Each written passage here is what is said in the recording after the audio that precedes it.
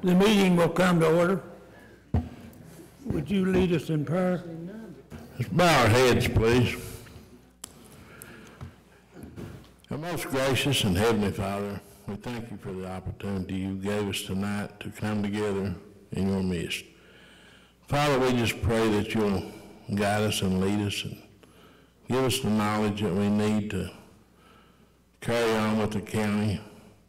We pray for our country, pray for our state, and all of our men in the battlefields and foreign countries, Lord.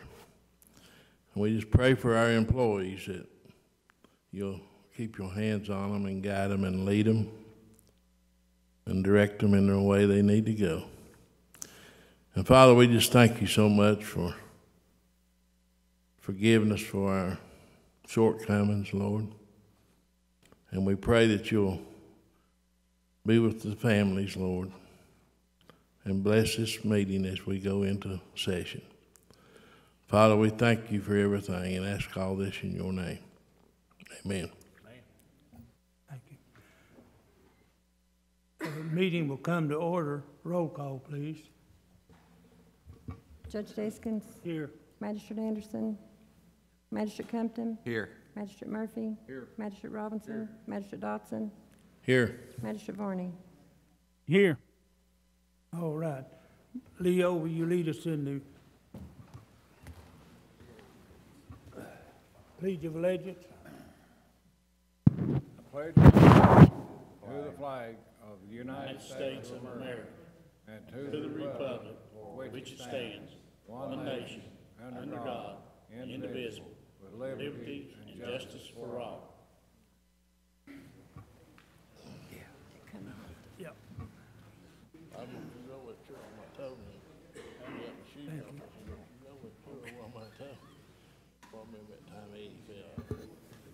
All right. Approval of minutes of July the 17th, 2018. Okay. Roll call, please.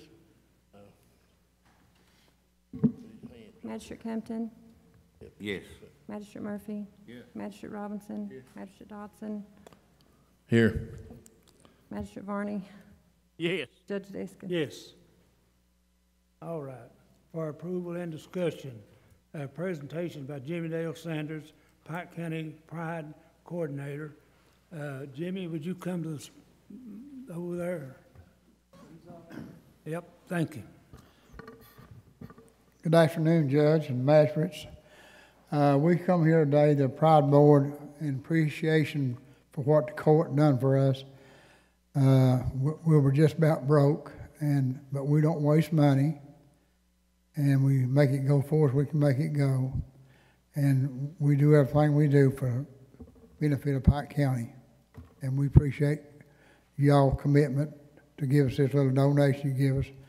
That's why we're here tonight, to appreciate it, and we thank you very much. And we got a certificate for each one of you, and we're going to give that out, and then we'll get out of your way.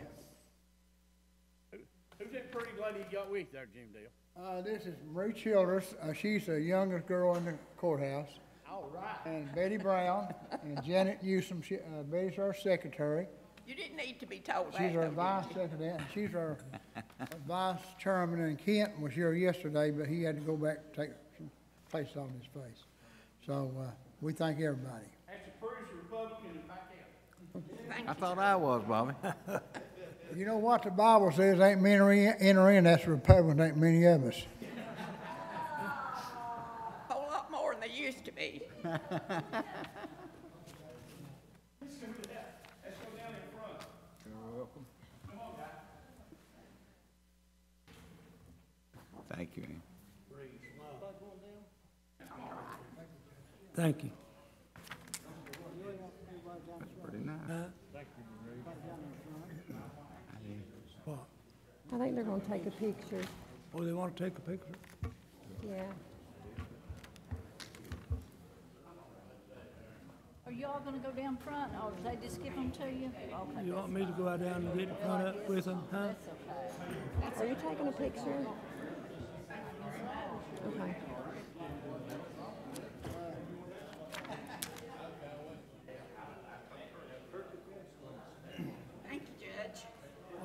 Thank you, baby. You're a good one. You did good.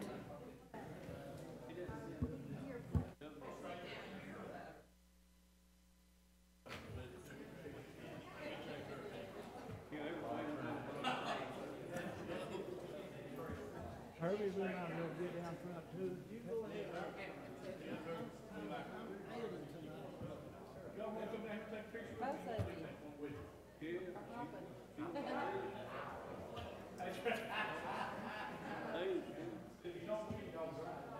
Morning.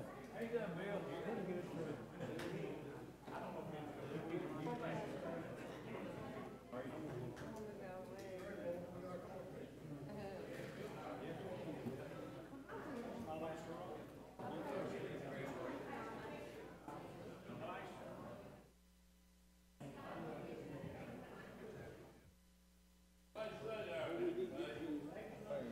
Leo.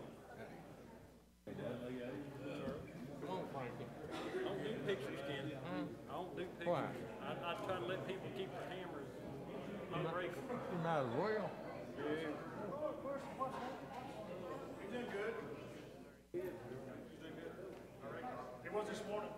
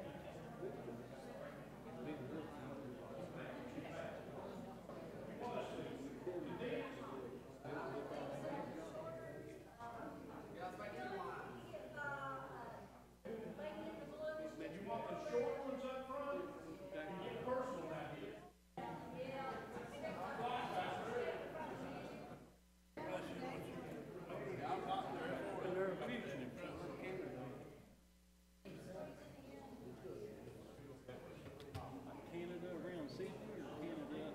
No, the U.S. border. Up around the U.S. border. Oh, really? Ain't heard him say nothing. He got some good news. Talk to him tomorrow. He said tomorrow, well. He said 300 over the weekend. You're outstanding.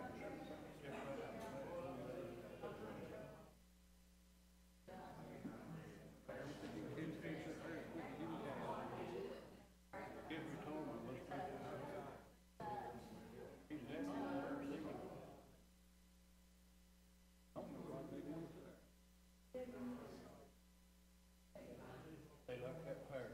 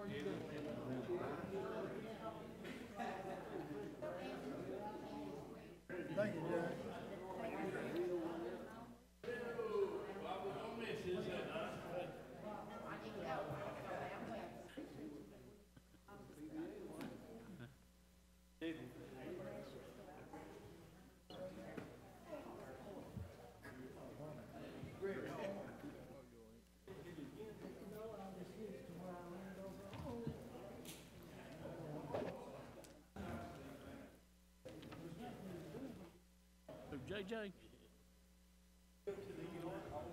Yeah, Murray.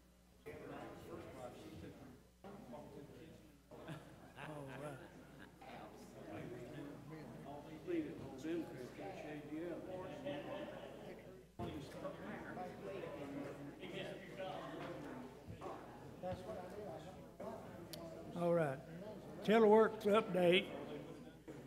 Billy Carrico, please come to the podium. Thank you. Good evening, everybody. Just want to come by and give you guys a quick update. It's been a busy summer so far for Teleworks. As of July 30th, we have 165 confirmed employees in Pike County and surrounding counties, so we're immensely proud of that number. With that comes a retention rate. That means people staying employed longer than a year at the same job of 71%. All right. So we're super proud of that number. Average wage has gone up. We're at about $12 an hour full-time.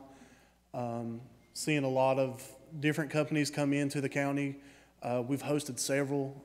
We hosted a group from California, a group from Detroit in July, some from Texas. So we're generating a lot of interest, especially in the work-at-home community. It's definitely becoming something that more and more national companies are looking at us, which means they're looking at Eastern Kentucky to staff their call centers and their customer service and their tech support lines. But again, just to reiterate, that's 165 confirmed at the end of last month, and then I expect another 10 this month.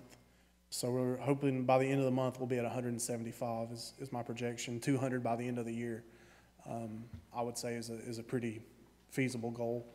Again, just like I always do, I want to thank you guys for the support for the county, from everybody who makes decisions to helps us write grants to Paul and his team that keeps us going over there. Really thankful to have such a good support network in the county and to see our people. I don't think it goes too far to say we're changing lives. I mean, we're giving people jobs and they're making more than they've made. I'm thankful for any job anybody can get, but they're making more than minimum wage. They're making more than if they worked in some retail or some fast food. And again, I'm thankful for those positions as well. We need those workers, but they're making a wage that can support their family and keep their families right here in Pike County and Eastern Kentucky. What percentage of these people were actually from Pike County? All of them? No, not all of them. We serve, since we don't have an office in Floyd County or an office in Letcher County, we'll pull from those counties as well. But I could actually look up a number for you guys for next time, but a vast majority from Pike County, even some from across the river in Mingo County that way. So we're serving a whole community of people for sure. But again, a lot from Johns Creek, a lot from Virgie, a lot from Phelps. We're pulling in from all over. It's something people are. I've had a few drive a couple hours to see me because I think our advertising has done really well. I think that's been money well spent, but our word of mouth is getting out now. So somebody's family is getting hired on, and they're bringing whole families in some cases and working from home. So that's definitely something different for our area, but something I'm excited to see take place. And you go from a family making minimum wage to a family making, if two people work, they're making close to $60,000. Yeah. I think that's a pretty good turnaround if you have two people working in one home. So really proud of the program. Not to brag on me, nothing like that, but super proud of the support and of the program itself. I think it's doing really great. Good job. Thank you. Anybody else have questions, anything? All right. Thank you guys very much. Yep. Thank you. All right, first reading of a proposed road ordinance in Smiley Fork Creek, 1267 BB. Kyle, can you give us the reading? Pike County Fiscal Court, ordinance number, what is this, CR? Is that it? Oh, okay. Notice of intended passage. Whereas it has been determined to be in the best interest of the public for the Pike County Fiscal Court to formally accept public roads into the official county road system, and Whereas KRS 178.010 subsection 1B defines a county road as a public road which has been accepted by the fiscal court into the county road system. Whereas where the fiscal court finds that the 30-foot minimum cannot be met due to the topography of the road and other extraordinary circumstances, the 30-foot width would not be appropriate. Now, therefore, be it ordained by the fiscal court of Pike County, Commonwealth of Kentucky, Section 1, that the following road, being public in nature, be and is hereby formally and officially accepted into the Pike County road system, and shall hereafter be a part of said system. Road number is District 4. The road name is Smiley Fork. The length is 7/10 of a mile, I guess. Approved by the fiscal court this blank day of blank 2018. Adopted by the fiscal court this the blank day of 2018. Placed for the Pike County Judge Executive and attested by the fiscal court clerk. All right. No vote at this time. First reading. Approval for the mutual aid agreement between Pike County Emergency Management and the City of Pikeville Fire Department. Doug Tackett. Judge, this is an agreement between the City Fire Department and our office to offer support to each other during emergencies and or disasters. It basically tells how we'll respond to each other, how we contact each other, and so on. Is this any different than the previous one? No. Motion approved. Second. Roll call, please. Magistrate Anderson. Yes. Magistrate Kempton. Yes. Magistrate Murphy. Yes. Magistrate Robinson. Magistrate Dodson. Yes. Magistrate Varney. Yes. Judge Diskin. Yes. Approval to execute the contract for a surplus property auction and the authorization for payment. I need a motion to see. Judge Dustin Ramsey, could you come to the podium?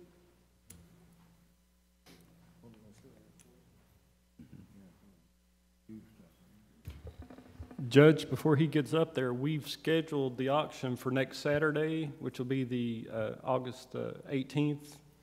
I think it starts at 9? 10 a.m. 10 a.m., okay. It starts at 10 a.m. over at Ford Mountain Garage. Okay. Go ahead.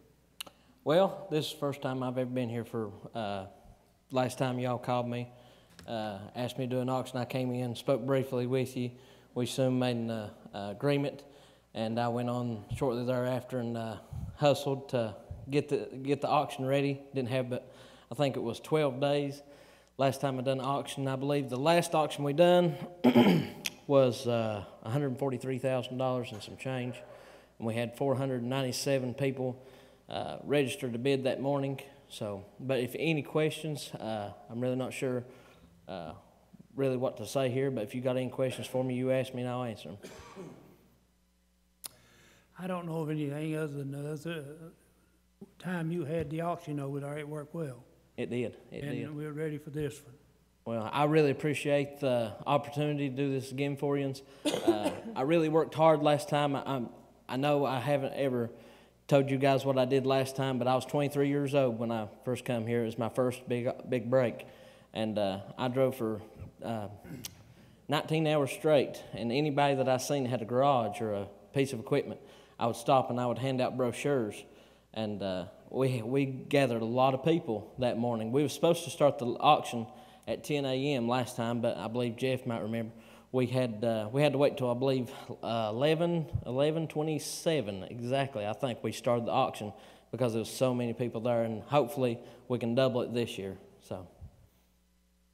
Good deal. Yep. But thank you. all right, I make a motion that we go ahead. Is that what you need, Frankie, and accept? I was going to say to authorize the judge to sign the contract, and also we need to cut a check up to $1,000 to reimburse him for advertising expenses That comes that off he's already out of pocket for the auction. Can we do all that same motion, you need two separate? Same motion. Okay. You make that motion? I'll second. Roll call, please. Magistrate Anderson. Yes. Magistrate Kempton. Yes. Magistrate Murphy. Yes. Magistrate Robinson. Yes. Magistrate Dodson. Yes. Magistrate Varney. Yes. Judge Diskin. Yes. All right. Awarding of bids. Pam Vanover? None? Okay. All right, Magistrate's Road Work. Motion. Second. Roll call, please. Magistrate Anderson? Yes. Magistrate Compton? Yes. Magistrate Murphy? Yes. Magistrate Robinson? Magistrate Dodson? Yes. Magistrate Barney? Yes. Judge Diskins? Yes. All right, magistrate's comments, Jeff? Judge, I got a road petition, need to turn in to the court. Jackie Darrell's already looked at it, everything's good to go. It's okay. That's all I have. All right. Charles? Don't have any comments, Judge. Leo? Not this time. All right. Hillman? Yeah, just got a few. We have been having a little trouble getting our asphalt. The road crew said they've been mixing a different blend, and when the boys not been able to pothole patch the way they've been wanting to. And I just want to explain to the people the reason that we're still experiencing potholes is because we've not been able to get the pavement when we needed it. And then, you know, when it's raining, you can't do it. But hopefully they'll get turned loose. They've been doing a lot of big projects, I guess, on one of the jobs. And if the blacktop plant don't mix the type of material we need, then we don't get it. Used to, they would mix up some for the county, but I don't think they do it anymore, do they, Jack? And JB said they've been having trouble getting it. It's getting more difficult. They're doing the job down here, as you said, and they're using a different kind of mix, kind of rubber in it or something that we don't normally use in our patching. And it's difficult to get, they told me they may be running some this past Friday, but I don't think they was. They did. So it's, I don't know, it's just a difficult task to be able to patch, or one of our crews went up towards Logan to try to get some. Yeah, we do, and same problem up there, they're doing some stuff with the state of West Virginia over there that, it's a different mix than what we did, so, you know. And then they weren't getting no orders there for 4 or 5 days, so they didn't even run anything. So, yeah, we've ran into problems with both of them like that. Yeah, we got a lot of roads we need a hard top, plus a lot of patching, and just can't get it done because we can't get the materials to do it with. We need more competition, it'd be great. Jack, have we about got our flex money road work, most of it done? I know we need to get Pounder Mill on the list and get it, since we got the graves moved, and get that paved so we can get it done before bad weather. I turned it in to Joe Stanley last Tuesday, I believe, and he's out looking at them and done his part where the state has to look at them. Right. And it's all turned in, and so when he gets through with that, he'll send it down state, then they accept it. But it shouldn't be very much longer then, right? Shouldn't be long. We didn't get it done. We had to put it off. And we've done better this year than we've done yet.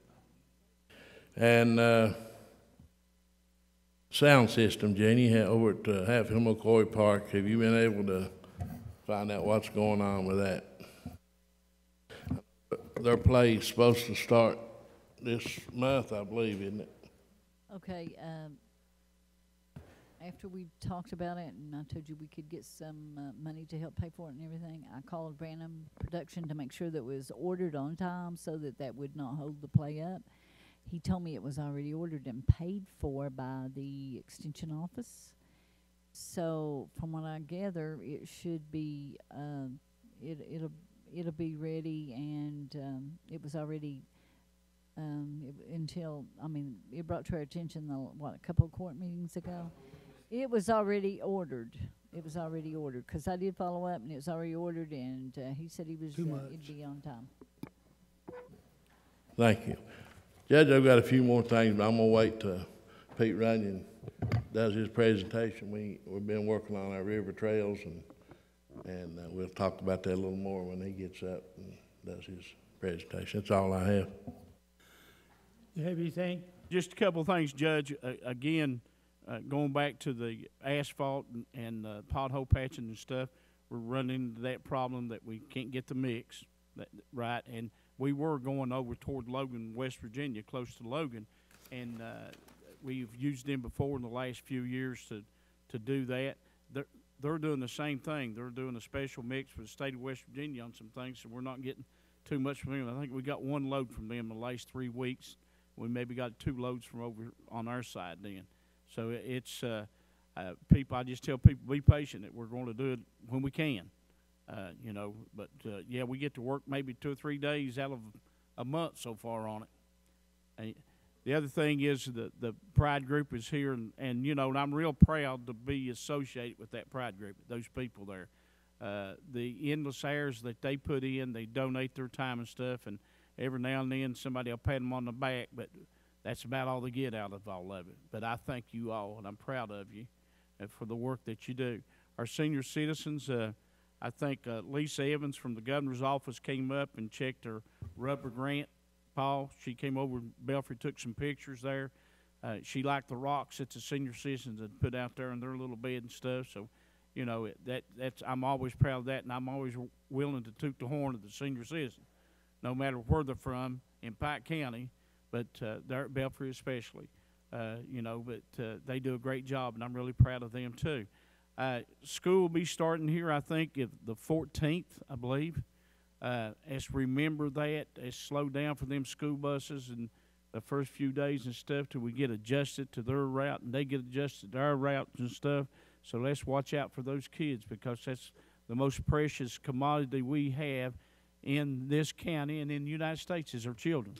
You know, and the last week, well, it was about 10 days. The last 10 days over in my district, we've had 2 fatalities on the highways.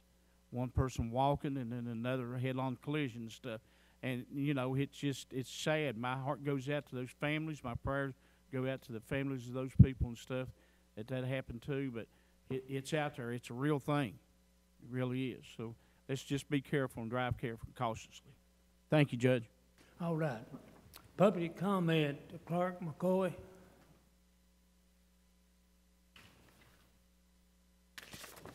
Yeah, my name's Clark McCoy. I'm here over a road on Raccoon Creek,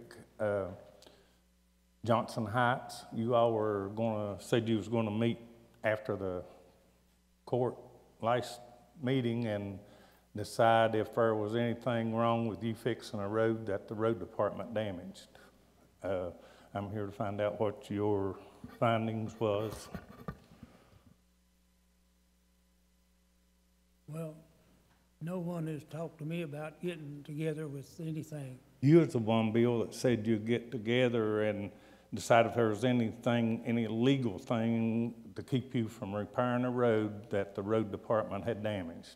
Well, even though that road's not in the county road department that got damaged, but the salt from the county blacktop came over and caused it to slip off. All right. I do forget once in a while, and I will try to do it again, okay? Okay. I measured, I guess Jackie Darrell or Herbie or somebody painted a little red line across the blacktop that going up that road now, and they wrote 425 feet on it. Well, when the county blacktopped that road, it went beyond the 425 feet, and it went 101 feet beyond the line they put on that road. And I'm wondering why I think Sherry had put a petition in to take that road into the county system, and we haven't heard anything on that either. Well, I think I will tomorrow try to get together with the county attorney, and I'm not an attorney, and go over all of this information and try to figure out if there is any way that we can do it. And as you know, should there be any question on repairing something that you damage, that belonged to somebody else or whatever? This road that we're talking about that's damaged does not belong to Sherry McCoy. We've been over that. It's an access road to some property she bought. I think Herbie even went and searched the deed and found that her property line don't come nowhere near out there where the problem is at. But the county maintained this road 101 feet beyond where Jackie Darrell painted the line, and they put salt on it, and that salt got over on a dirt road, and it slipped away. She's got 300 more foot of road out through there, and you're all welcome to walk it. There's not any problem with the rest of her road other than right there where the salt ran over onto her, turn in spot. And we would just appreciate the road department repairing what was damaged by the salt. That's all. We're not asking anything special from this court. We just want her road fixed to where it would be safe for her to travel. Right now, it is not safe. If any one of you want to go and pull out her road, you'll see that it's a scary situation. Well, I'll tell you what I'll do. I'll get with the county attorney and let him tell me about the regulations that we have, and we can find that we can do it, it'll get done.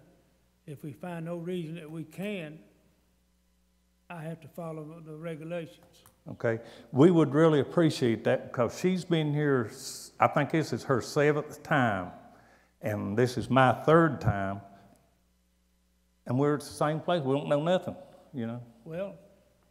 Well, we do know one thing. Jackie Darrell put a red line across the road, wrote 425 feet. That's the only thing we know. Well, I'll have the attorney give us the information that we can or can't do, and I have to follow the regulations. And if I can, I'll try to get it done. If I can't, I'll tell you what I was given the information. Okay, I appreciate that. I have one other thing I want to say to Herbie. I asked him about mowing his grass and hitting the rock and damaging his neighbor's property, and I've been asked by at least 20 people if you found out who that rock might have belonged to. But you just know you ran over it. Okay. I thank you for your time. Thank you.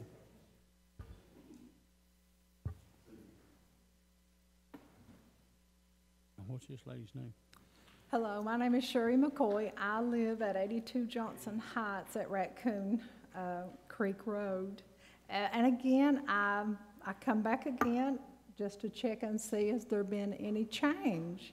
I have contacted legal representation. It is Alva County, and my appointment is tomorrow. And he gave me a couple things to ask tonight.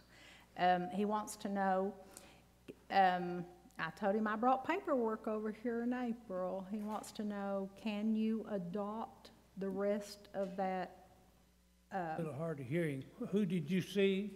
I have contacted an attorney. I haven't met with him yet. I spoke with him by phone. All right.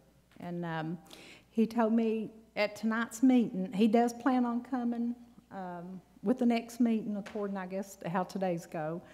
He wants to know, can you adopt the rest of the mountain? And I said, well, I took paperwork in April, but we don't know where it's at.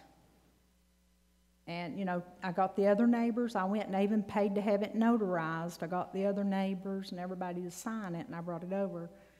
Well, tell him to come and get with the county attorney and go over the regulations, and then he can give me what I can do or what I can't do. And I'd like to help you, but regulations, we've had no money this term. In 15, we had to pay that 1 penny occupational tax.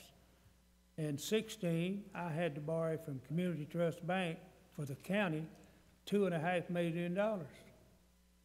And what they did was, I think $1,800,000 was out there for new trucks on the garbage thing, and I think 5 big ones, and 6 or 7 little ones.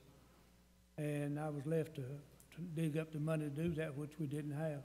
Yeah, I understand. I mean, I have a lot of people watch this. I mean, I don't know if you know it or not, but a lot of people watch this. I can't pump gas unless somebody comes up to me and says, I saw you on, East Kentucky Broadcast. I saw you on the YouTube Fiscal Court. I go to Walmart, people everywhere, they say, oh, there's that nurse. And, you know, everybody say, we support you because we have damaged roads, or look all over the county, but the past 3 years, it's gotten worse and worse and worse, and now it's, I just can't imagine what winter freezing and thawing's gonna bring. I was contacted, a lady from Frankfurt called me about 2 weeks ago. She said that she was part of an investigation. She came here to investigate a Bentley lady, and she wanted to know how she had watched some of it was a July meeting. She had watched the first July meeting, and she wanted to know, she was like, you know, what is their decision? She said that they came in to do an audit, but paperwork and stuff was gone, missing, whatever. But she said that she had read and saw actually how everyone here was treating that nurse, is what she said. The phone call was 57 minutes long. It came from Frankfurt. And she said she would be following up with you all. She said her first phone call would be to the physical court meeting. She said her second phone call would be to Harold Keith Hall, and then she said she'd follow up with Herbie Deskins. Yeah. Well, Cherry, I only have 1 vote out of 7. And get your attorney to get with the county attorney and go through all the regulations. And I've looked at them, and I can't find any way to do it. But I need the county attorney's advice on what we can or can't do.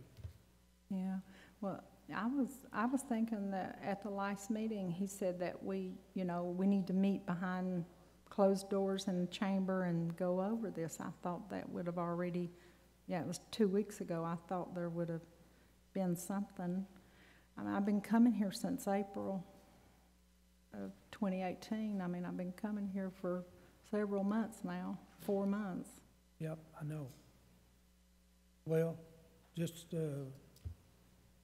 get that done tomorrow or as soon as you can, and call my office here, and I'll meet with you, him, and whatever, and I'll listen and talk what I can talk.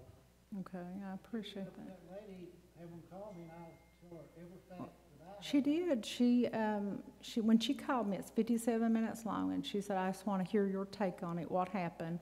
She said that she had read an article in a newspaper. She said that she had saw, someone had alerted her and told her, you need to watch this. And she said she watched it on YouTube, but she watched it on EKB, Eastern Kentucky Broadcast News. And You sure it wasn't a fake call? no, because I'm sure it wasn't, or you are sure? no, it wasn't a fake call because she knew too much. She had too much access to who all the members in here. Excuse me, but you keep saying she. Who is she? She was, I've got her name written down. I don't have it with me, but she was an auditor. How's Herbie supposed to know if he's spoken to her if you can't identify who it is? Well, it would have been pretty easy. I mean, I'm the only one with the embankment No, but this lady in failure. Frankfurt that you're talking about, you said she called Herbie. How can Herbie address whether or not he's talked to her? She said she was going to call to see what. Oh, she was going to call, not that she had called? I misunderstood. Yeah, I thought she you was said going she to had call. called. She said she would call 3 offices.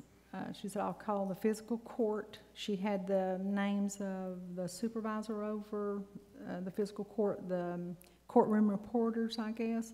She said, I'll call Harold Keith Hall and I'll call Herbie Deskins to see what, at that day, what your all's finding was going to be. Because I asked you all if, I brought paperwork in. I asked you all if I could have an engineer come out and look at the road to see what their take was on it. And she said, I just want to see, what they're, and she even told me when I talked to her, she said, you need legal representation. Well, listen, just Well, meeting, that's important. And tell me the county attorney will tell me what I can or can't do. And if he says that the regulations are such, then I'll put it before the court. Okay. Yeah, So, and I know what you need. I've been in major construction in my early life for about 15 years. And I enjoyed it. Sure, did you say the lady that called you was an attorney from Frankfurt? No, she was with an auditor. She said she was here. She knew a lot about Frankie Stacy taking a position from a Bentley woman. She said she come to do an investigation, an audit on. She's talking about John DeBilliter? No, her name Bentley? was Jonda. No, I mean, you said she talked to a Bentley lady. No. They were here to perform an audit. And I think after she got back to Frankfurt, she was alerted by somebody that she needed to watch a YouTube and, you know, and it has to do with how many times I've been here, and I have reported that, you know, the road was damaged, not by me, and I've came repeated times to ask for assistance to get it fixed. And she was gonna follow up and see what your all's plan was. Well, it doesn't take, we measured it's 425 feet, and that's what's in the order when it was entered into the court system.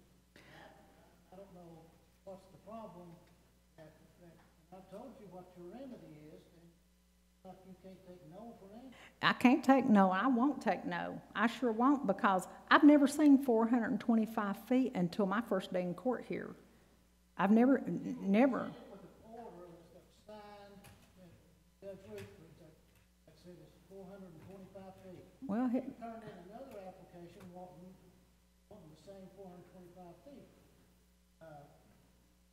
There's about a mile and a half of that road, or 2 miles. No, it's not that far. Okay, but it's more than 425 feet.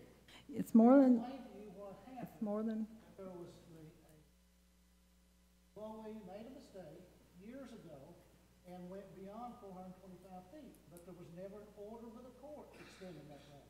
No. There's not been an order extending that road. You know, one of the neighbors. There's nothing before this court to extend it and to say exactly what you all want accepted in the system. Now, one of the neighbors came on one of the visits, and she told you all, you come up and put drains up there, you graded it, you maintained it, and all of a sudden it stopped. And like she said, they've hauled coal off that mountain for 25 years. It never had a problem until they, I don't know, they paved it, and then, I don't know, they salted it. I don't know. I don't know what the problem was. But, you know, she came and she told you all, for at least 7 years, you all maintained it. And then it just quit about 2.5, 3 years ago. County came up there and put drains in. Way beyond the 425 feet. Well, Shirley, your 10 minutes is up, and the Lord knows I would like to do that, get that job done, but if I can't, I can't. And I have to do by the regulations, and I'll still try to do something if I can. Yeah. So, thank you. Thank you. All right. Pete, who is it? Reynolds? Pete Reynolds? Pete Runyon. Runyon, yes. Sorry. Hello, Judge. My name is Pete Runyon, and most of the people here do know who I am. I'm a lifetime resident of Pike County, and I come tonight for kind of like what we call a church of praise report. First thing I want to do, I want to thank the members of the Fiscal Court. Now, I know Hillman Dotson borrowed some of your trucks over the last little while to haul some rock. We've been working on a river project, and I've been working on a Facebook page, about 2 years or so. We have over 4,000 members. Well, Jim Bevins, who is your trails director here, laid the groundwork for this a year or two ago. I don't know exactly how long. He can tell you better than I can. But he has 11 proposed access points to the Tug Fork River. And you sit and shake your head, well, what access point? Why do you need all that? Well, we had a river event here just a few weeks ago in Williamson, and anything that can float. And I'm thinking, anything that can float. There was over 300 people there. They were from Indiana, they were from Pennsylvania, Ohio, or whatever. 300 people. And what we're trying to do is get a Kentucky Blue Water Trail. And our goal is to start at the Virginia line and end up in Louisa. Now, some of you in here may have been watching the news in the last little while. Did you happen to see where the Pike County resident, the Green Beret, he calls himself Grizzly Allen. His real name's Allen Daugherty. It was covered by about 5 or 6 newspapers, 3 TVs. Well, he started in Welch, West Virginia, and ended up in Fort Gay, 8 days. Well, we followed it on our Facebook page, and absolutely it was a tremendous following. They had a 21-gun salute for him in the town of Louisa when he got there. But it has drawn a lot of attention to what's happened on the Tug Fork River. Well, now I'm going to get kind of to my point.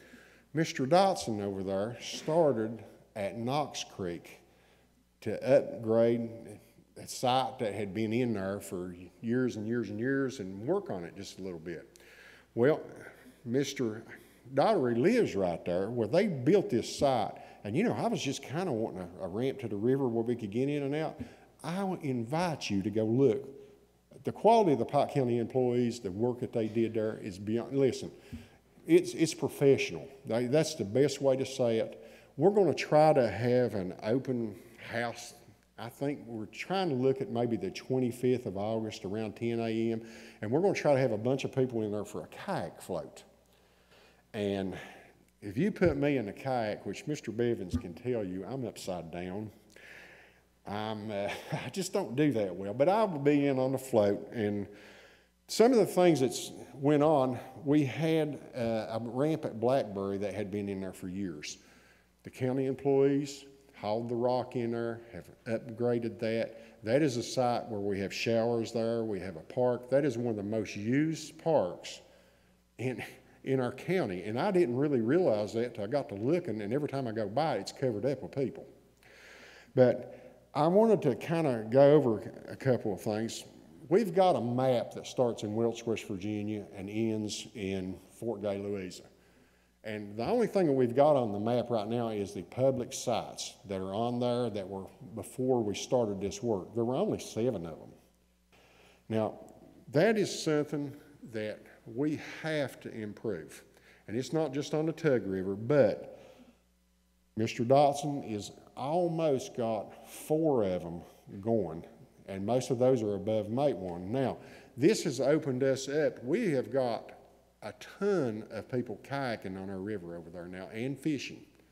Now me, I like to fish. That's why I started this thing, and I kind of done it for fun. But on the West Virginia side, which really has nothing to do with us in one way, but another way it does, we've got accesses on that side too. Now they have 3, I think it is right now, that's in their system.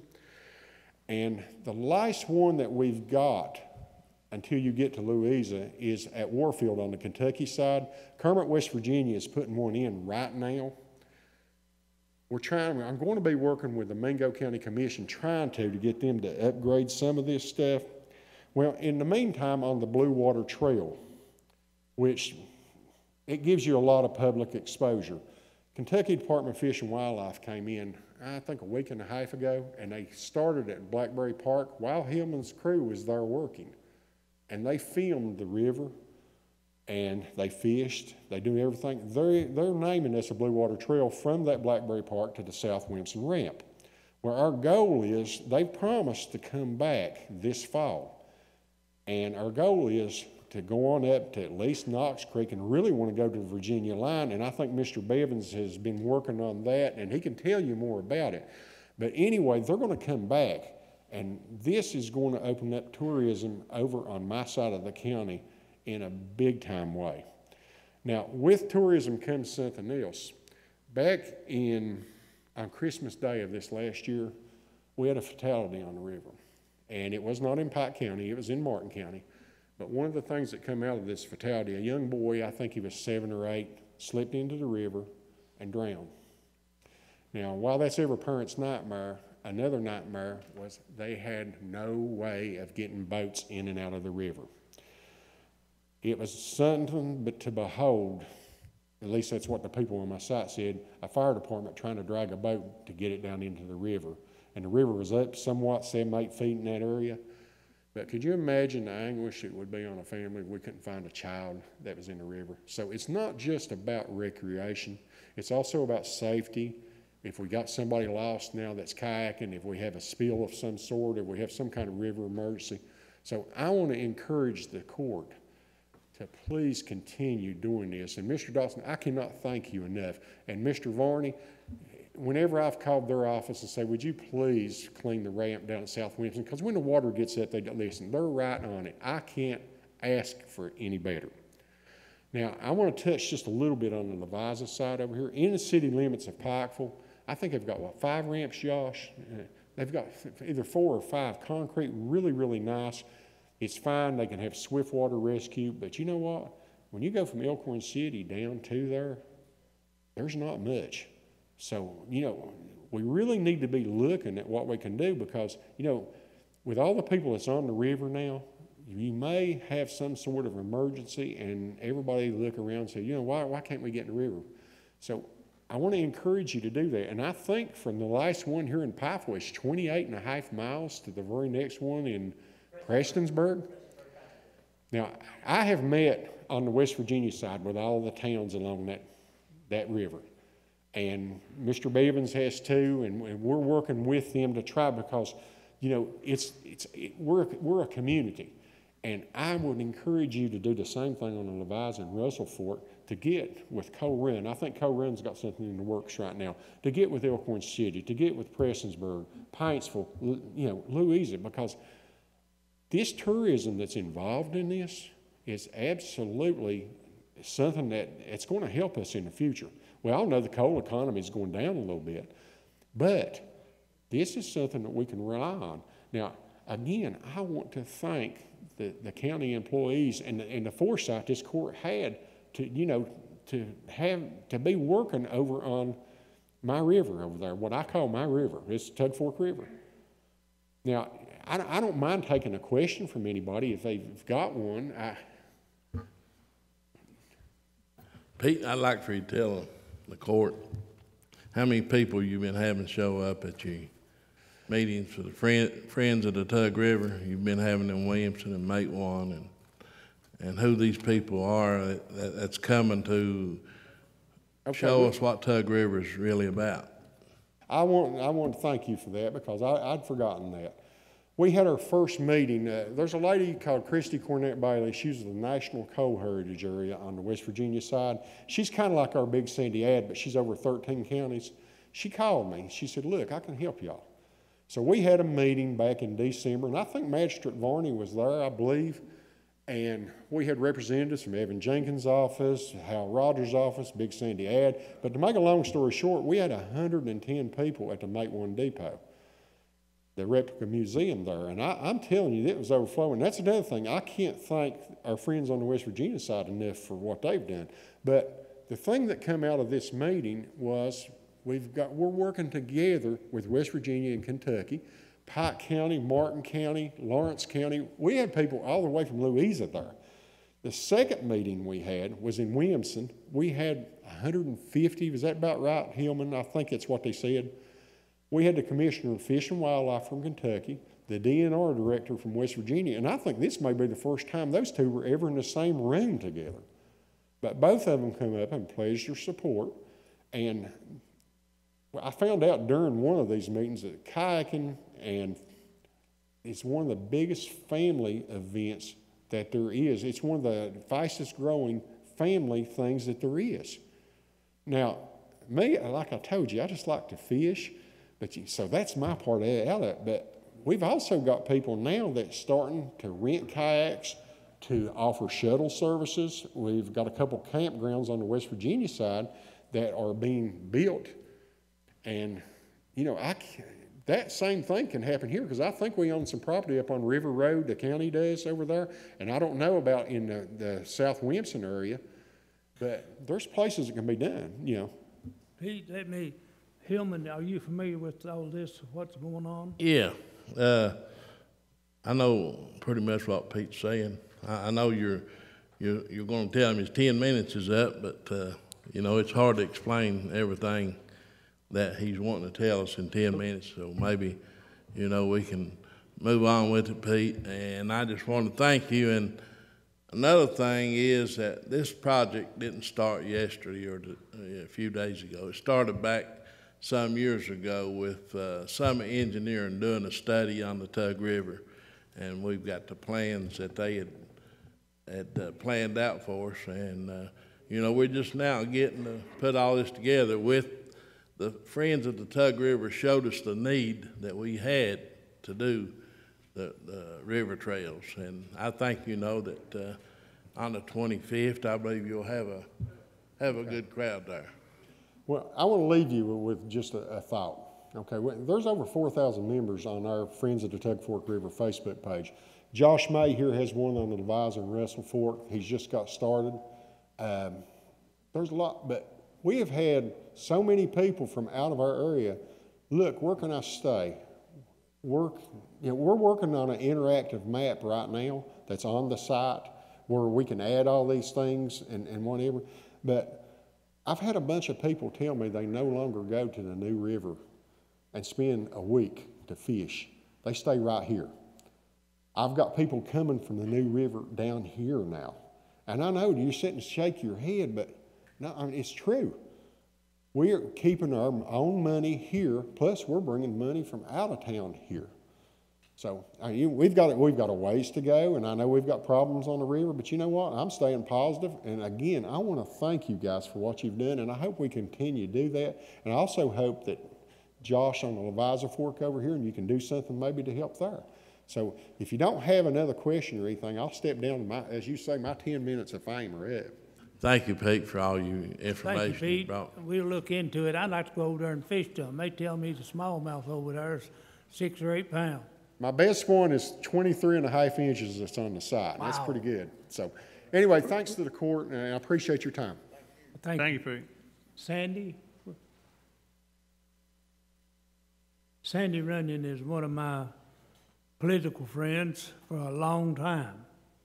I knew her dad was pretty good, and he's a good fella, and she's been doing a great job at her job down at, Marie gave me some instruction, but I won't share it with you. I'm really here tonight just to say thanks to the court. As most of you all know, I am retiring from Big Sandy Ad on the 31st of this month, and I'm really looking forward to it. But I have been there a long time, and I have worked in public service for quite a few years before that. It has been a pleasure. I've enjoyed working with the court. We may not always have agreed on what we both did or how we got there, but I have to say that you all have always treated me with respect, and you have done the same with the staff who work for Big Sandy Ad, and I appreciate that. We have sometimes a difficult job because we don't always tell you what you want to hear, but I fully believe that we have always tried to tell you the truth and to give you good advice as we know it, and that will continue. I don't expect that much will change. We will announce my successor on Monday, and so again, I don't expect that anything will change, but Pike County has always been a little different than the other 5 counties I cover because it's home, and that makes it just a little bit bittersweet to say that. But again, you make some tough decisions, and I know the court will change in January, and I know some of you probably will be glad to go home because some of it has not been pleasant, just like some of mine has not been pleasant. But when you make those kinds of decisions, you can't please everybody, and that goes the same with the people who come here and express their concerns. They have a right to do that. They have a right to have the same services as anybody else, and sometimes that's hard to deliver. The last thing I'm going to say is probably a little controversial, but you know me, I'm going to say it anyway.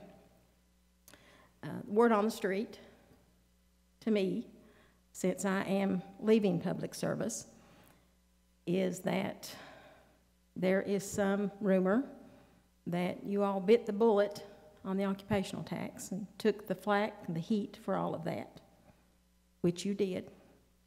And that was not easy. It was a difficult step to take, but you were elected to make difficult decisions, and you did that. And I hope, listening to some of the things we've heard tonight, some of the needs that are out there, some of the plans that are being done, a lot of things are changing in Pike County. We're going in a different direction. Public money will be less and less. State and federal grants will be less and less, and we're all dealing with that in our own separate ways. That's not going to get better, it's going to get worse. So I certainly hope that this court will not rescind the occupational tax. Again, it's controversial. I live here. But at the same time, you cannot provide the services that you need to provide without the money to do so.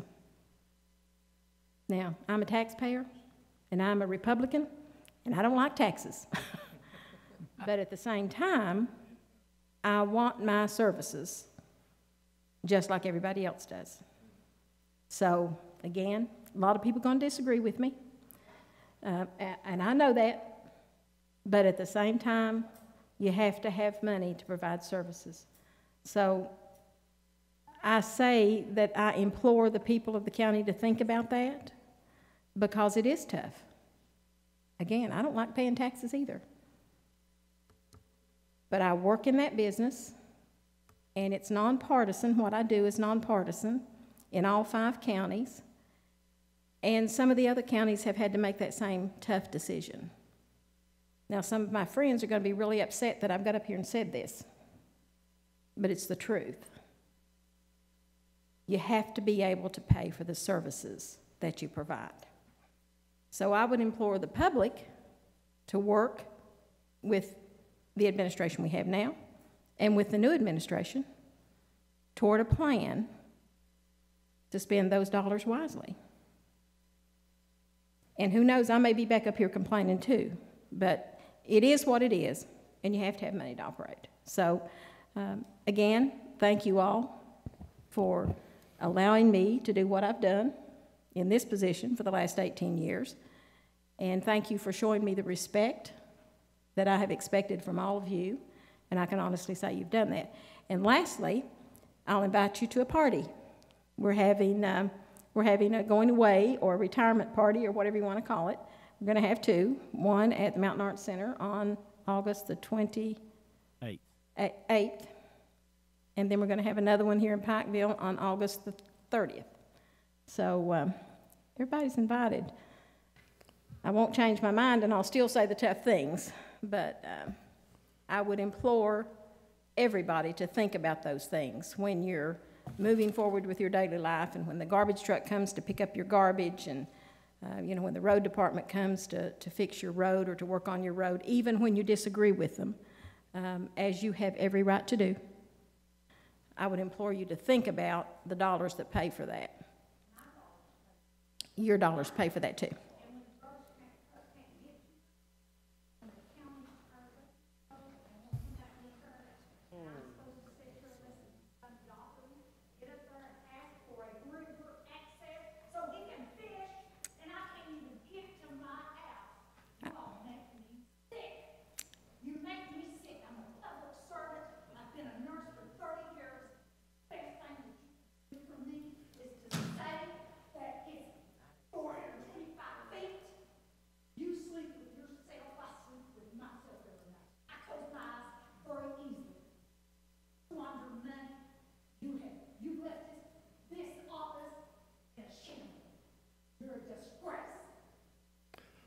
Sandy, I'd like to say that I'll miss you. You know, we worked together for 25 years. not in the same office, but different. And we've not agreed for 25 years Right, either. we've had some pretty bad disagreements, but it ain't been that bad. But, She you know, has right to say I that. just want to thank you for all the things that you brought to District 5. You know, the Housing Authority are doing 2 units, one in Blackberry, one at Freeburg, with your help.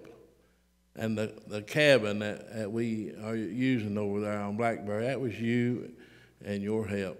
And, you know, the water and the sewer, all of the projects that people don't understand that you help get for this county. And, you know, I'll never forget all the good things you've done. We've been on different party lines, but we don't never fall out. Like you said, we disagree to a certain extent, but we come back together. And, you know, we're going to miss you. It's going to be hard to replace you.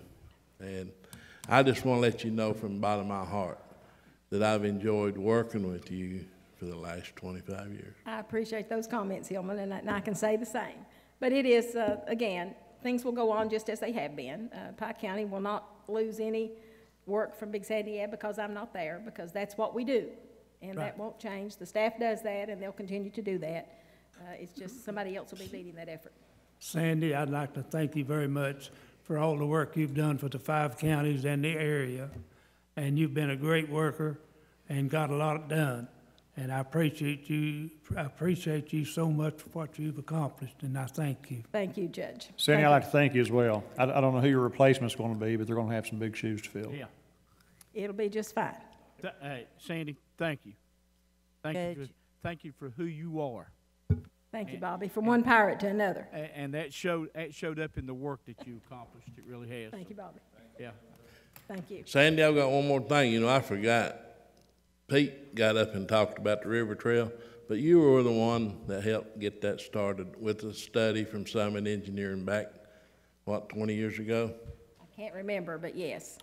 And you helped get the money to do that study, Pete. So, you know, she was one of the ones that helped get it going. And that's another thing, Sandy. I just want to thank you. Well, and that's one of those things that'll move forward, and I just shared that plan when I was cleaning out. I found an extra plan, so I just shared that with Jim, so he now has that. But it takes a long time to get anything done, and it's not that people don't want to do it, it's not that people don't think it's a good idea, it's just difficult to get things done. But, you know, if you continue to cooperate with each other, and I really love the idea, Pete, of all the counties working together to formulate that trail, because that's what makes it work. And he's exactly right. You will have more people coming into this region because of the water trail than you would believe. It's amazing at the amount of traffic that it draws. So it's just one piece of that puzzle that will make Pike County a tourism mecca. I think we're headed in that direction. Thank you very much.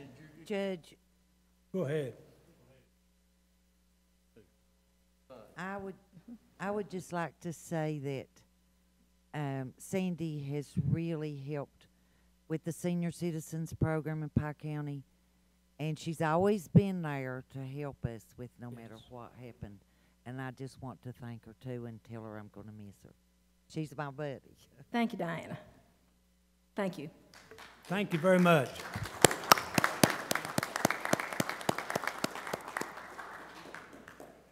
All right. Treasurer's business.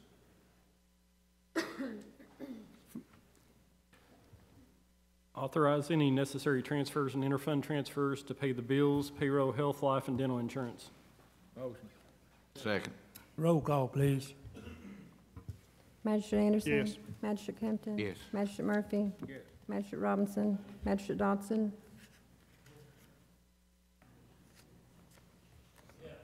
Yeah. Magistrate Varney? Yes. Judge Descott? Yes. Authorize the county judge to sign and submit the court facilities local government reimbursement form for the AOC Judicial Center. And it's our contract of how they reimburse us on a quarterly basis each year. No changes in it, just the same. It's the same budgeted amount that we had last year, and then once a year we'll settle up for any difference. Motion. Roll call, please. Magistrate Anderson? Yes. Magistrate Kempton? Yes. Magistrate Murphy? Yes. Magistrate Robinson? Yes. Magistrate Dodson? Yes. Magistrate Varney? Yes. Judge Deskin? Yes. Authorize the county treasurer to sign and submit a lease application to Keiko Leasing Trust for financing of the 7 tandem dump trucks and the 3 roll-off transfer trucks through the Mack truck lease program with Worldwide Equipment. Frankie, I've got a question for Bob comes in. Did you ever get that Mack wrecker hooked up? Take it back, or what you gonna do? Leave it down there, or what? It once broke down. It's been broke down. About 9 or 10 weeks. 10 weeks. Here's the. I mean, what are we gonna do? How are we gonna get it back down there? I can. Hillman, you're talking about the. Get Robertson's regular service. And he's no closer to fixing it. You was talking about the transfer truck, right? The roll-off transfer truck. Okay. We advertised that last year, this past year, for them to provide a replacement truck, and they reneged on that, didn't they? Well, they never committed to it at all. Yeah. They said when they order the trucks that they order X number of trucks for Pike County. They don't order any additional trucks to supply in the meantime if one is down. And I know you had that problem last year with your truck. Well, biggest company is Worldwide Equipment. As you know, they have an extra truck they can put out as a loaner truck to take care of their problem. Well, not just that. Are they going to reimburse us for this time that this truck never did work for us? No.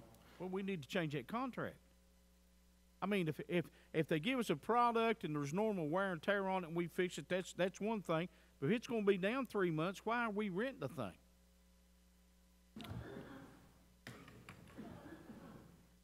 All right. Bob, I felt the same way you did last year, and I expressed it to Frankie, and he tried. I mean, there's no, it's the court's decision whether or not they want to enter into another year with this program. Frankie, is there any other companies that we could look at, maybe get a contract with? I don't know if it's on this lease program like that. I know I was approached one time by Martin's Peterbilt to see if they offered maybe a similar program that they could spec out a truck and maybe do along the same thing. He never did follow up with me. I sent him some specs on the trucks that we had and the bid packets, but he never did follow up. So as far as I know, this is the only program I know that's out there on this 1-year lease program. There may be others, but it's the only one I know of.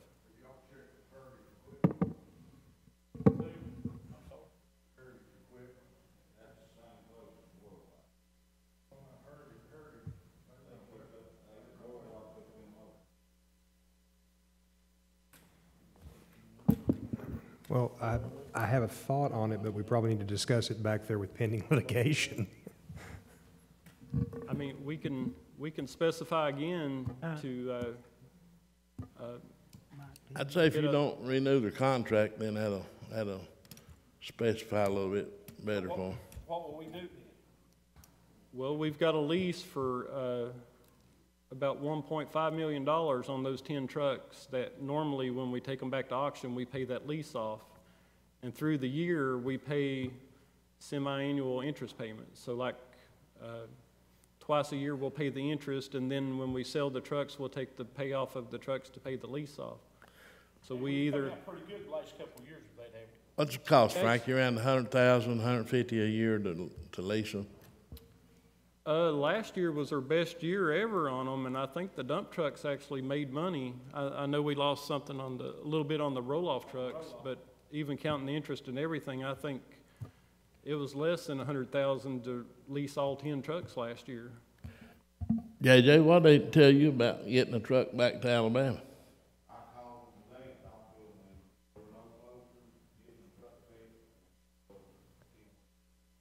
Are they gonna have to tow it down there and sell it as is? If so, somebody gonna lose on that truck if they can't get it running.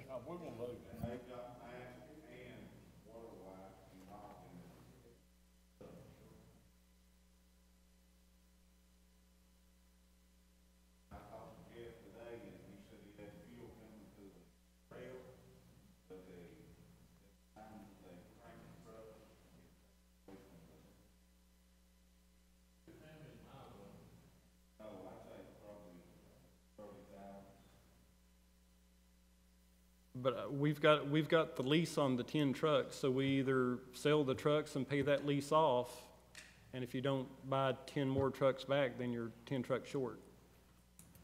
Or you can lower the number of the lease trucks and change the number of trucks you want to lease, or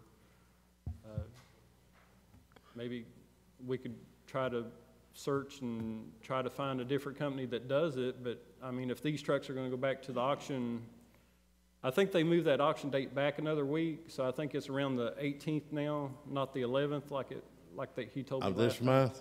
No, next month. Next month, it's next month, But September. I could check around to see if there's some more companies that do this lease program, but we've.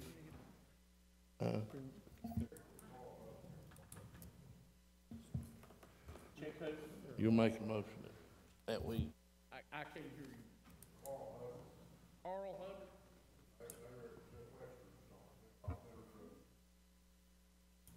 You get that? Who's he with? Carl Hubbard. He said they represent Western Star.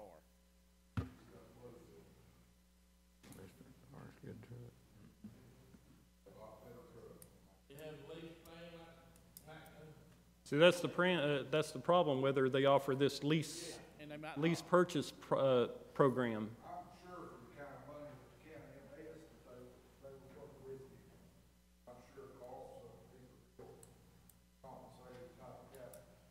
Where's he out of?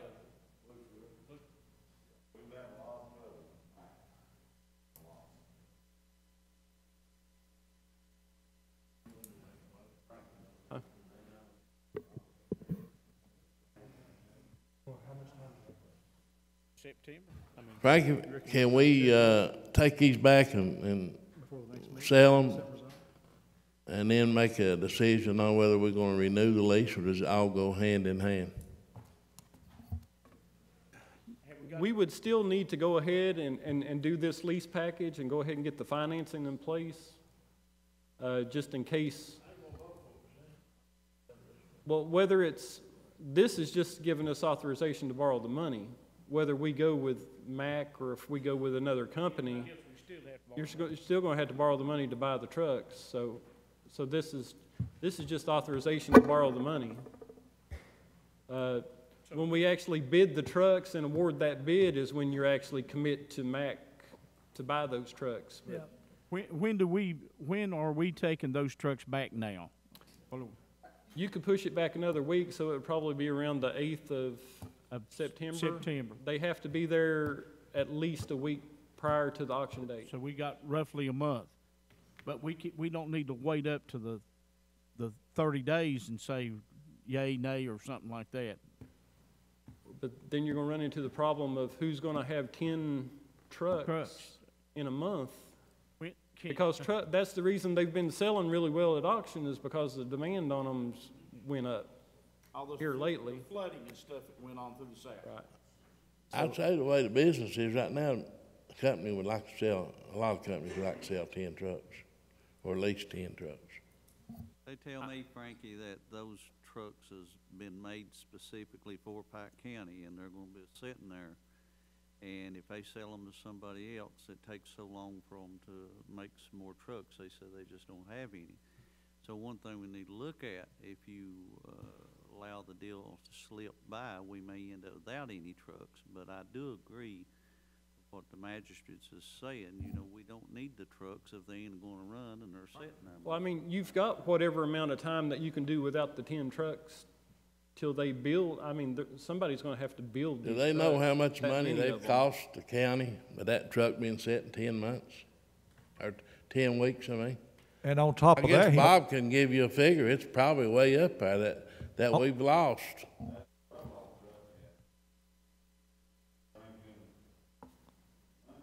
on top of that, if you don't get it fixed, you take it down there as a no runner, you're gonna lose a lot of money besides what you didn't get service out of. A roll-off truck can bring us in $2,000 to $3,000 a day, so it's been sitting down there that long. That's a lot of money.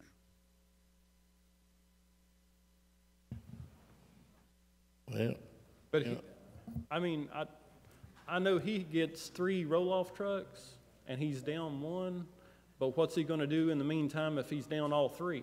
because he's only got one used one that's like 20 years old, and there's no way he can function without the roll-offs. You got a month to be looking for some. Well, that's a month to bid and everything. So, I mean, we could go that route, but there may be some lag time in them, you know, building the trucks and getting the trucks As ready. long as we lay back and let them do the way they're doing, they're not gonna do no better. Have you talked to Mr. Dotson about this, Dunham? He knows the problem and that has addressed the issue.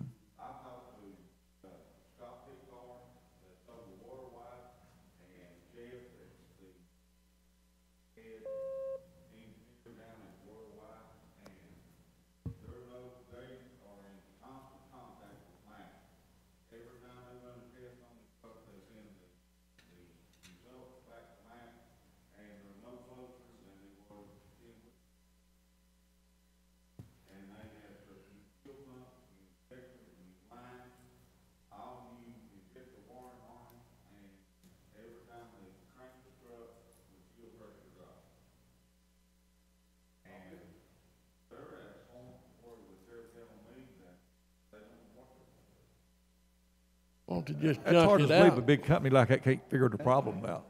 Paying the lease on it. Lemon law. Frankie, how long can we wait trying to check with some other outfits before we jeopardize losing everything? We would, see here, we planned on bidding those trucks to have it ready for the next court meeting, to have those bids in place. Herbie was gonna check on that lemon law. Did he ever tell you anything on it? I haven't heard anything. Well, I mean, I'd have to call him to see how far we could push it back to the very last day that we would have, and maybe call a special meeting Have a special call meeting. to decide yea or nay. I would have to check with him because, like I said, he's got the 10 trucks ordered that he expects us to pick up. If we don't pick them up, he's gonna try to sell them to somebody else. Meanwhile, we're gonna be trying to check with some other outfits and see if we can get something better, right?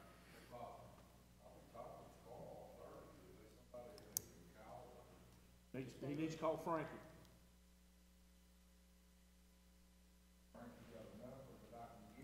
Yeah, give me that office number. What is your office number? On the front office, we'll find it. Yeah, actually, just call the courthouse. Ordinance 6247. But yeah, and don't let us go past that. I mean, just, we'll call a special call meeting if we need to. There's also, maybe we could try to negotiate with Worldwide to say that if you don't provide a loaner truck this time and don't commit to it, that we're just not gonna take the trucks. And maybe. Tell them how maybe much that we would- lost. 10 weeks at $2,000 a day. Just say that if they don't agree to providing a loaner truck, if another one's down like that, that you're just not gonna approve the bid. Or compensate us back for the time lost. One of the two. Yeah, either one. I mean, it's just whatever you guys want, but. Do you need us to approve the financing today? The financing, whether it's gonna be with them or, and it's nothing more than just approval to apply for the financing. So, you know, like I said, it's a lease package that still would have to be approved by the court to see how you spend it. But this is just to give CAECO the application to go ahead and work with the bank to finance the money. So whether you do it with MAC or if you do it with another company, you still have to have the financing in place. Right. Yeah. So go ahead and do that tonight.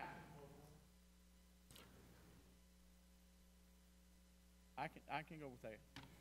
You make that motion, Bobby? I'll make that a motion to that effect that we go ahead and start the process of the financing. Now, meanwhile, we're gonna look and you let us know when the last possible day it is. We'll have a special call meeting or something to come together to say that we can do. Well, we'll amend this, the actual reading of the way that this reads is to, because it actually does say the Mack Truck Lease Program with Worldwide Equipment. Yeah. We'll strike that off and just say, for 7 tandem dump trucks and 3 roll-off transfer trucks, period. Right. That's And good. then that's, no matter who you go with, that'll be a court order that we won't have to come back and amend. Who sells the Western Star trucks now? That little booth or something. Roll call. Bobby made the motion and Leo second. Oh, yeah, we're good shape. Roll call. Magistrate Anderson? Yes. Magistrate Compton? Yes. Magistrate Murphy? Yes. Magistrate Robinson? Magistrate Dodson? No. Magistrate Varney? Yes. Judge Deskin? Yes. Authorize checks for the lodging registration expenses for Jimmy Kaiser to attend the CAM Annual Conference, September 17th through the 20th at Lake Bartley State Resort Park. Motion. Second. Roll call, please. Magistrate Anderson? Yes. Magistrate Compton? Yes. Magistrate Murphy? Yes. Magistrate Robinson? Magistrate Dodson? Yes. Magistrate Varney? Yes. Judge Deskin? Yes. Authorize checks for lodging, registration, and expenses for Bobby Mullins to attend the SWAC Conference, August 28th through the 30th at Lake Cumberland State Resort Park. Motion. Frankie, that's the Solid Waste Coordinators Training Program. It's not the SWAC meeting. Oh, okay. Solid Waste Conference. Motion. Second. Roll call, please. Magistrate Anderson? Yes. Magistrate Compton? Yes. Magistrate Murphy? Yes. Magistrate Robinson? Magistrate Dodson? Yes. Magistrate Varney? Yes. Judge Deskin? Yes. That's all I have. That all you have? All right. Executive session. We need to go into executive session to discuss personnel and possible litigations. Bobby Varney, you please read the KRS.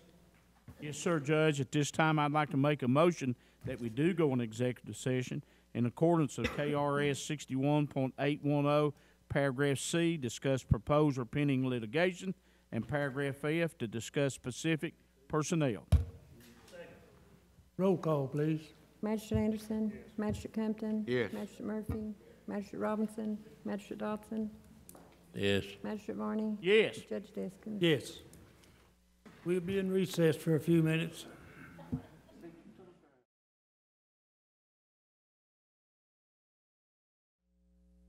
All right.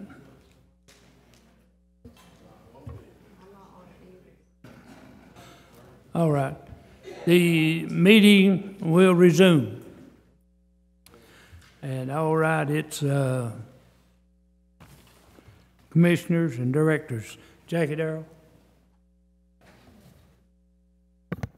On the hardtop issue, we hope soon that gets done. We can start patching the roads, but some people's complained, somewhat about that, but we can't patch holes or hardtop and they don't sell it.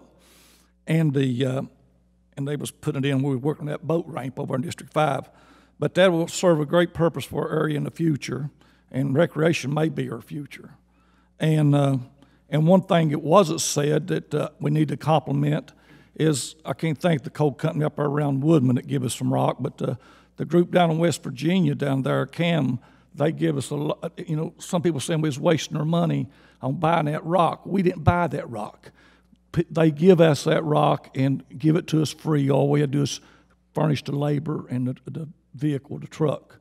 So I want to compliment Camp Cole for being good, and it took a while to get that done. They wanted some paperwork relieving them, and Assistant County Attorney worked with me, and we had to get it twice to make it satisfying, but we got it where they wasn't liable for anything happened to their property by our people.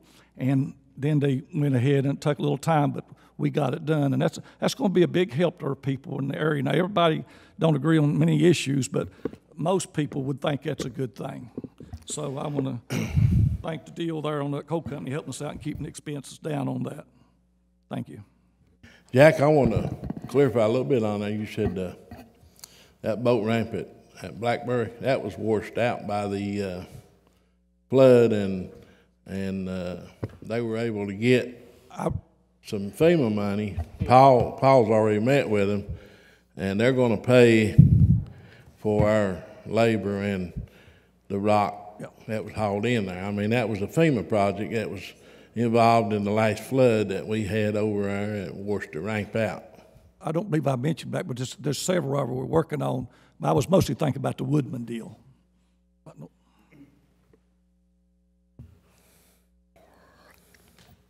Paul? Judge, I just want to inform the court, the vandalism over at the Hatfield McCoy Park.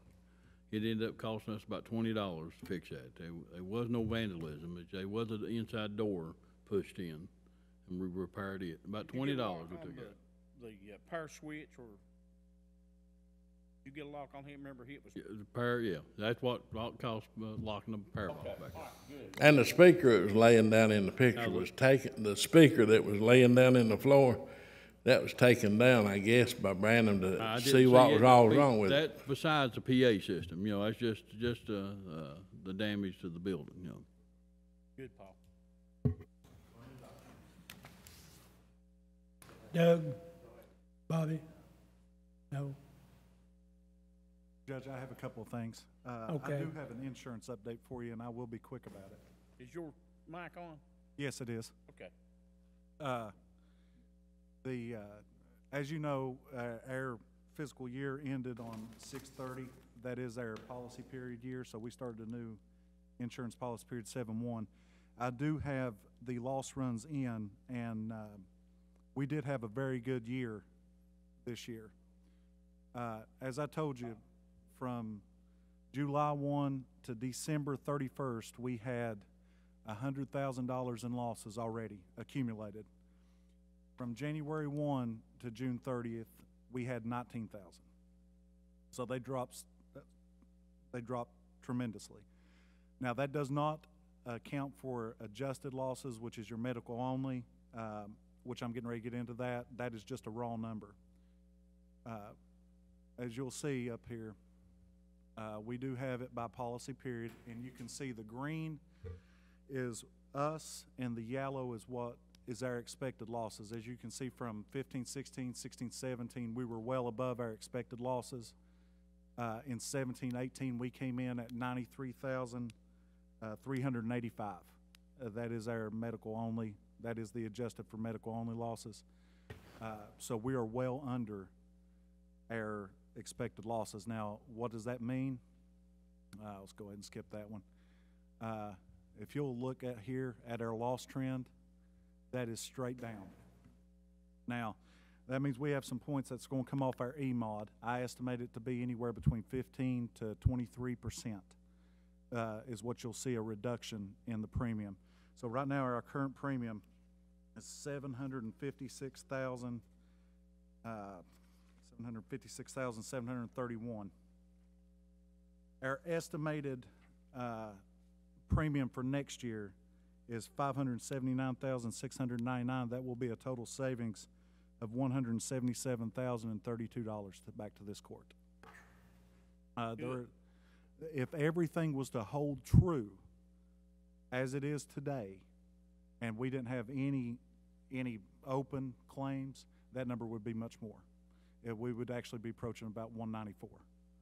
But 177.32 is a number that I would feel pretty comfortable with telling you that we're in the ballpark of saving. Justin, how much did we save on liability insurance? Last year we saved, it was right around $100,000, so total savings over a 2-year period I estimate to be about $380,000. And this is we went 2 quarters now without a lost time accident too, right? Yes, we have. We actually have no losses since the beginning of this fiscal year. Yeah. We are at 0. We only had 8 losses total after January 1. We had already accumulated, I think our total number ended up being somewhere around 37. And we had 8, so we had 29 prior to January 1. So we have made a lot of changes, and I do want to thank the court for believing in me and the proposals I asked you to adopt. As you can see, they are working and they will continue to work. We still have work to do. We can get better, but we are by far ahead of the ballpark now. We are moving in the right direction. Good job, Justin. Thank you, sir. Thank you. Does anybody have any questions? Not for him. If not, I will go ahead and do personnel. There are a few items, gentlemen. We do have approval to hire Clay Thacker as a truck driver at Road Lot 3 at a 3H rate of pay. Approval to hire Brianna Williams as a custodian for the 3rd floor at the Annex Building at a 2H rate of pay effective 7/30/18. Approval to hire Kenneth Stanley as a packer driver at Solid Waste Area 5 at a 3H rate of pay. Approval to hire Austin Atkins as a loader at Solid Waste Area 2 at a 2H rate of pay. Approval to temporarily move Jeff Stanley to the landfill as a dirt truck driver at a 3H rate of pay plus longevity. Approval to hire Dalton Pegg as a mini packer driver at Solid Waste Area 2 at a 3H rate of pay. Approval to hire Richard Robinette as a general laborer at the landfill at a 2H rate of pay plus longevity. Approval to hire Jeff Varney as a truck driver at Road Lot 3 at a 3H rate of pay. Approval to accept Jairus Hall's resignation effective 8/5/18.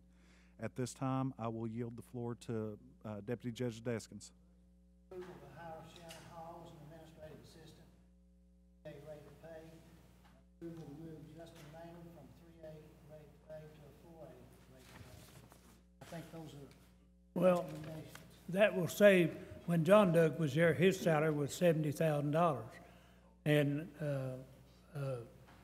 my cousin there, nephew, it will take the job for half that, 35,000. So I think it'd be a good deal.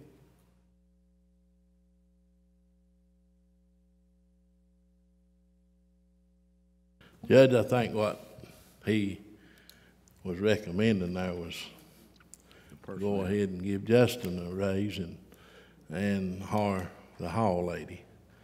And he didn't mention anything about Kyle, so I guess that'll have to be. Wasn't on. Do what? That's Kyle's wasn't on there. He's not on there? No. It'll be on there on the next meeting, maybe. Well, after that deal, then we'll talk about it. So you have that ready to, Yeah, I'll have it ready for you next court day. Yeah. all right. Who made the motion? I need a motion and a second. That's your motion, Judge. It's your motion. Got a motion? You Roll make call. the motion, yeah. All right. Roll call, please. Need a second? I'll second it. I'll second his motion. Okay. There you go, Charlie. Roll call, please. Magistrate Anderson? Yes. Magistrate Compton? Yes. Magistrate Murphy? Yes. Magistrate Robinson? Magistrate Dodson? Yes. Magistrate Varney? Yes. Judge Deskins? Yes. Now, do you want to discuss that about Kyle and his job on that, or are we going to wait? Do what now? You want to discuss that about Kyle's job now, or do you want to wait? If he makes a motion and one of us seconds it, it'll be okay, won't it? Yeah. Make the motion, Judge. Well, he's a good attorney and will do a good job at half price. Yeah. And it's $35,000, the way I understand it, no benefits, right? I don't That's want any right. benefits. No benefits? No benefits. I make a motion then that we do that. I'll second it. Roll call, please.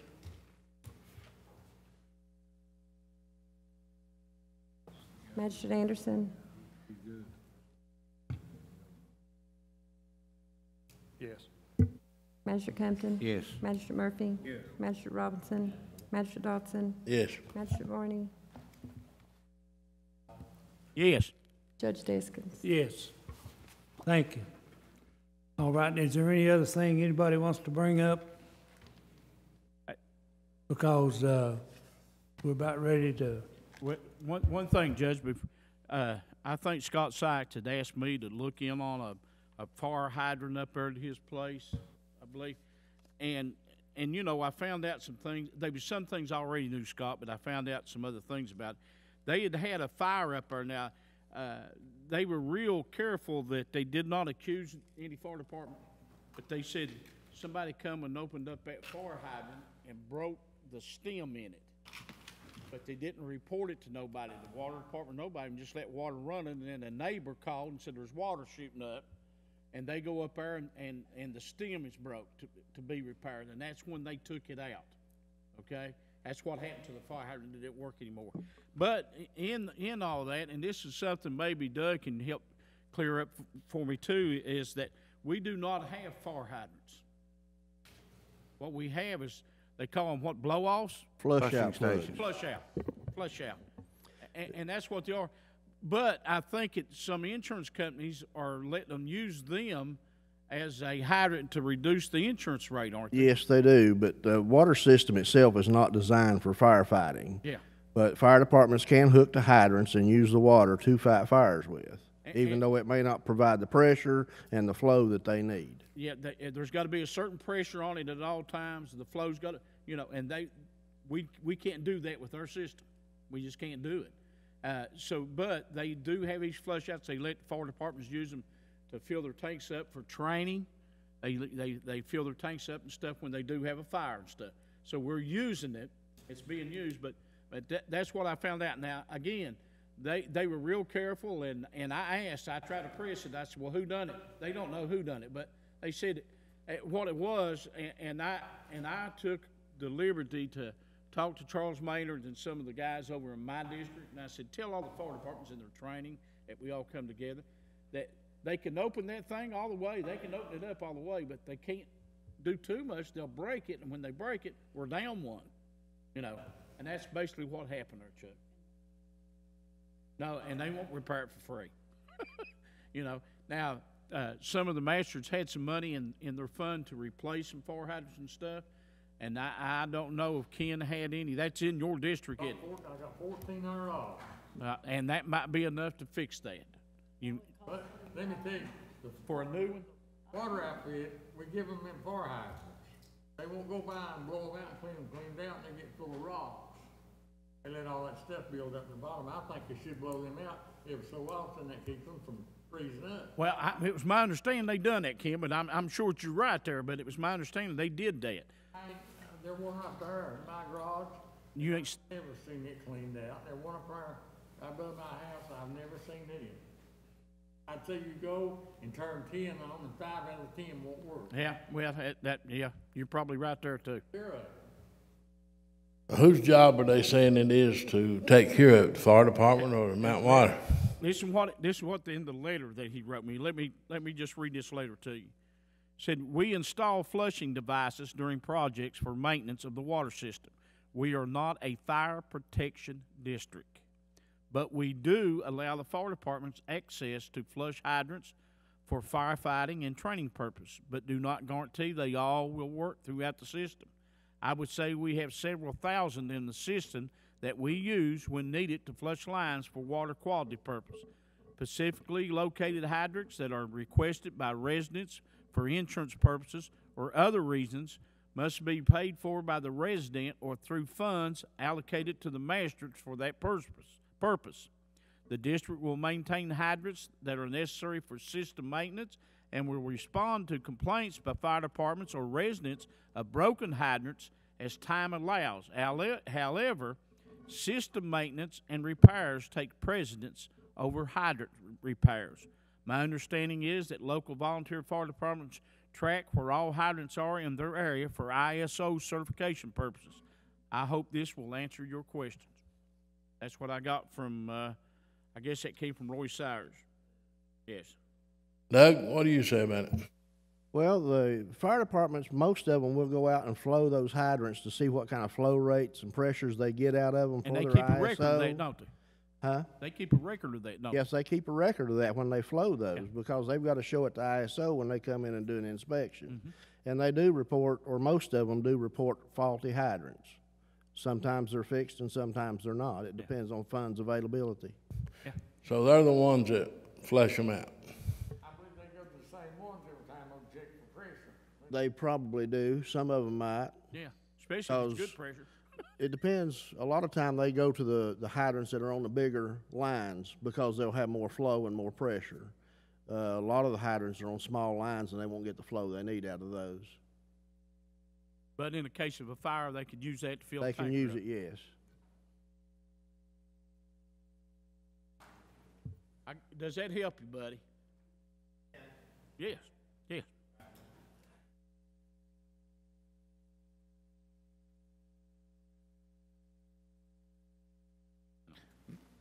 Thank you all. Magistrate Varney, I appreciate you following up on that for me. Some of the information that you gave does give me concern as a citizen, though. I mean, you know, if we have fire hydrants that are out there that are seized up or not working or haven't been flushed, I think that's something that needs to be addressed. Because I do know, following the fire up on the creek, you know, they removed that hydrant just like the next day or 2 days afterwards, and that's probably where they broke the stem on that one and trying to get it to flow or whatever. You know, obviously there was an issue with that. Throughout the whole time that hydrant's been there, I don't ever remember or know of it being tested or blown out or anything. I do know that whenever you're looking at the Mountain Water District system, they do have a relay station or a pumping station, which is right there at the mouth of Jackson's Branch. So if you're looking at having a hydrant that is, like, you know, Doug was saying, at a high pressure rate or having enough pressure, that would definitely be one of the ones on the creek that you would want to have access to. I understand that, you know, it does take time and it does come down to, you know, funding and stuff, but the most important thing is with the location of that hydrant and the proximity of the relay station or pumping station or whatever right there at the mouth of Jackson's Branch. And again, going to the public safety, health, and well-being of the people up Jackson's Branch and on Elkhorn Creek, you know, it's still something that we want to you know, have fixed as quickly as possible. But I just wanted to thank you, Magistrate Varney, for looking into that for me and following up. I've got $1,400 all I've got so far. Herbie? Okay. Can you write a deed for me? Okay. Hold on. I think distance and water should fix it and put it back in, and then we'll take it out. Well, if Mountain Water was to, if it was on the schedule for Mountain Water to remove that should have been communicated with the 911 office and with the county, since that does fall upon your all's responsibility to provide the funds for replacement of that. But I mean, I'm not pointing fingers here. You know, I mean, they are a county utility, and the county does have people on that water board, so therefore there should have been some communication with Mountain Water and Fiscal Court so that hydrant, instead of removing it and leaving it out, could have been replaced, you know, as soon as it was taken out. But So if they ain't gonna take care of what we give them, they don't use us to buy no more and give them to them. They should go around and flush them out and keep them rocks and stuff out of them. I agree. Tie them lines up. I agree. I've seen rocks come through them, you know, and force on them before they flush them out. Mm-hmm. And you know, if they don't flush them out when they work on them. That's true. But I just wanted to come up here and thank the court for looking into that. Magistrate Varney, I appreciate your time on that, and you know, hopefully we'll be able to get that replaced soon. Thank you all. Thank you. Hey, Judge, I think we need to, on Kyle's pay, I think it's got to have an effective date. Do what? I think it's supposed to be like effective July 1, beginning of the fiscal year, his pay rate. Probably should have, shouldn't it? Yeah. Yes. Okay. Yeah. So we made just a motion to make it effective July 1. Yeah. Is that all we need? I think so. Is that all right? Yep. Just a motion to. Good motion. Yes. Have to roll call? Amend and then have a roll call. Amend it to the effective date of July 1st, 2018. Okay, you make the motion. Make the motion, Jerry. I make the motion. Second. Roll call, please. Yes. Magistrate Compton? Yes. Magistrate Murphy? Magistrate Robinson? Magistrate Dodson? Yes. Magistrate Varney? Yes. Judge Diskins? Yes.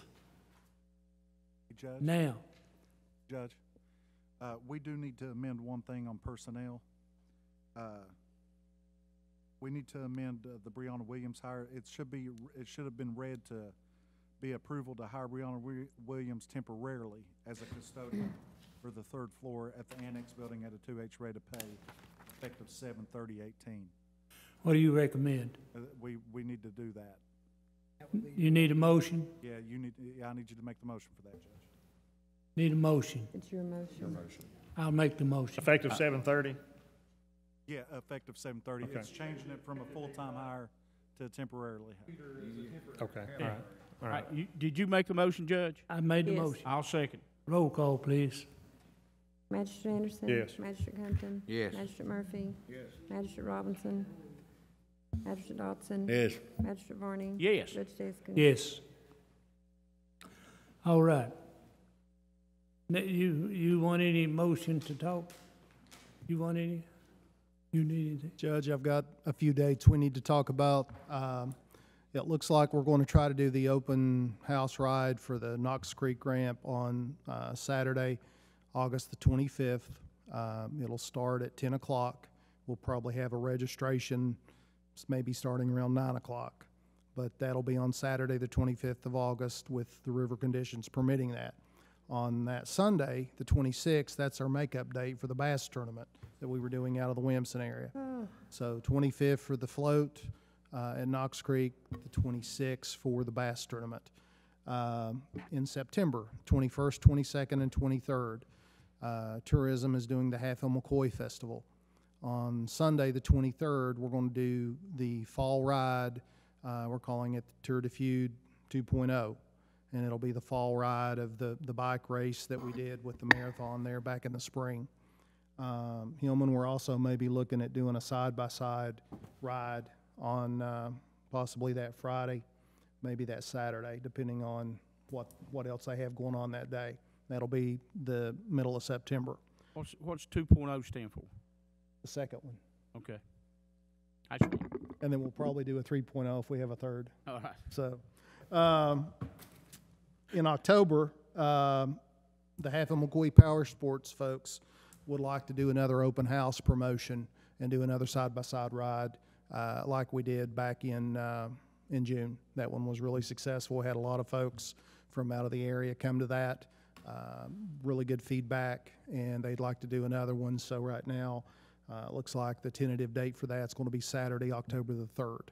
So those are a few trail-related events that we have coming up. I'll be attending a conference on Thursday. There's some grant funds coming available specifically for abandoned mines. So we're going to go to that and see what kind of potential funding is out there for trails with that. Now, it's this Thursday, isn't it? Yes, sir. In Letcher County? Letcher County. Yeah. And that, I think it's important that we clarify, since I've been involved with trails, the money the county has invested into the trail system has been money that has basically been secured through the grant process. And it's been monies that some of it goes back 2 or 3 administrations. So we've had folks like Sandy Runyons in the ad that has found different pockets of money from time to time that we could use for different systems. And that's been the focus of basically taking that work and then trying to develop that into a viable trail system, whether it's the river or whether it's ATVs and side-by-sides or whether it's the bicycles or the non-motorized. So we've made a lot of progress. We still have work to do. We have more and more people wanting to work with us. Hopefully we'll have some announcements that we can be a little bit more public with in the coming days with some pretty large tracks that we're in talks with. So that's all I have at this time, Judge. Thank you. Is there any other comments? All right. County Attorney, your reports. Judge, first of all, I'd like to thank the court for showing the confidence in me, and I appreciate that. And I'll try to do my very best for the court. Judge, earlier with Ms. Sherry McCoy, you had said you wanted to get together with me. I've done a little preliminary research. I'm ready to talk to you whenever you need me to give you my opinion about what we can and can't do in her situation. All right. And I know she left before, well, she left earlier. If she had stayed around, we might have been able to discuss something tonight, but unfortunately she left. Thank you. All right. Pike County Judge Executive comments. I'll make a motion to adjourn. I'll second. I'll third it. Roll call, please. Magistrate Anderson. Magistrate Compton. Magistrate Murphy. Yes. Magistrate Robinson. Magistrate Dodson. Say yes, let's go. Yes, Lulu. Judge Davis.